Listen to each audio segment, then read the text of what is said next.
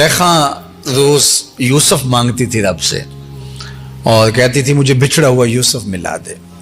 اللہ اکبر، مدتیں ہو گئیں اور بت سامنے ہوتا اور بت کو پکارتی اور کہتی اے میرے صنم، اے میرے بت، مجھے یوسف ملا دے۔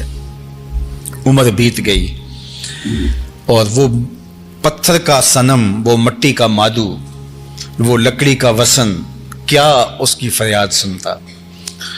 تو خیر اس کا اعتقاد تھا تو وہ اس کے سامنے ہاتھ پھیلائے مانگتی۔ تو ایک دن رات کا پچھلا پہر تھا اور بت کو سامنے رکھے ہوئے یا صنم یا صنمی یا صنمی، اے میرے بت، اے میرے بت، مجھے یوسف ملا دے۔ تو رات کا پچھلا پہر ہوا، نیند کا جھٹکا آیا، زباں بل کھا گئی، یا صنمی پکارتے پکارتے کہنے لگی یا سمادی، یا سمادی، یا سمادی۔ اللہ اکبر، زبان پہ یہی چڑھ گیا، یا سمادی، یا سمادی، یا سمادی۔ آواز ہے جبریل جلدی جا، یوسف کے گھوڑے کا رخ موڑ دے، بچھڑی ہوئی کو یوسف ملا دے۔ مالک وہ تجھے تو نہیں پکار رہی، وہ تو بت کو پکار رہی۔